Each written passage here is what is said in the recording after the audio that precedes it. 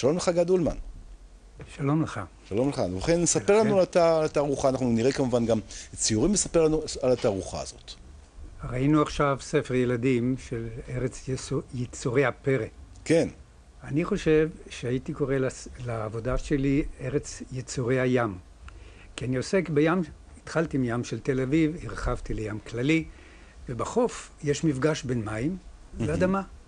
בין חוף שהוא רחב, אומרת ים שהוא רחב מאוד ואין לו סוף, ובין הגרגרים הקטנים שבחוף.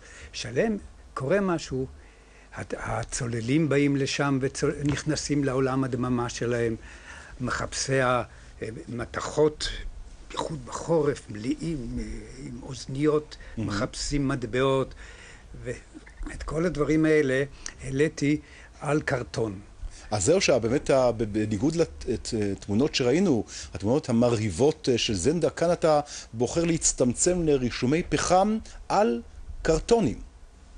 יש לי עבר, אני גם ציירתי כמובן. ספרי ילדים וזכיתי בפרסים בצבעיות מלאה. אבל אני במרום גילי עכשיו וגם ברמה שהגעתי אליה, אני רציתי להצטמצם. לא לקחת את כל הארסנל של הצבעים והטכניקות, אלא להצטמצם בדבר הפשוט ביותר.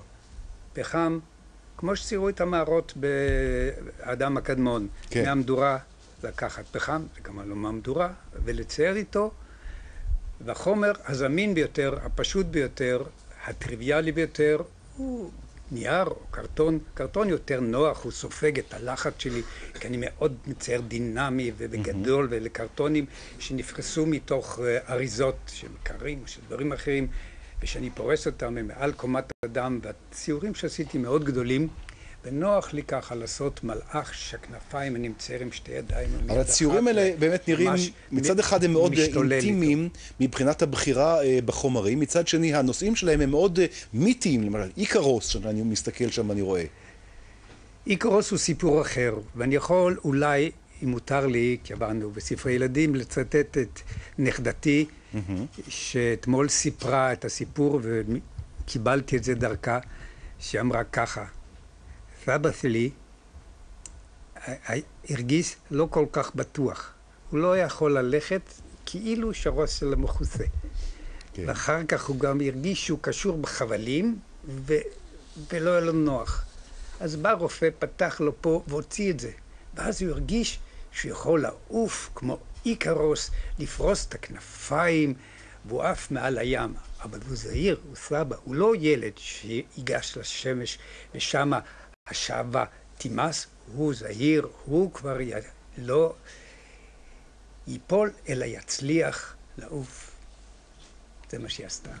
ואני חושב שעברתי לכם את הסיפור שהיה מאחורי העבודות האלה, אבל העבודות לא מסגירות, העבודות הן נעשות באמצעים פשוטים, והן דמויות על פי רוב. הפנים תמיד לא מגולים, אין שם בכלל פורטרטים, כך שכל אחד יכול להתייחס אליהם, או להרגיש, או להפנים. ובאמת אנשים שהיו בפתיחה סיפרו על עוצמה, ועל הזדהות, ועל רגשות. כי דיברתי על פחד, על אהבה, על התגברות, על מציאת דרך, ולא במיוחד הסיפור שלי, רק שנתתי דרך זה הזדמנות לאנשים לחוות את החוויות האלה שמרגישים אותם דרך הציורים שלי. נפלא. אז הדרך הטובה ביותר זה לבוא לבית האומנים, להסתכל ולהתרשם. אני אחכה לכם שם. תודה לך על הדברים האלה, גד אולמן. תודה רבה. ומיד חדשות, אל מיוזק החדשות.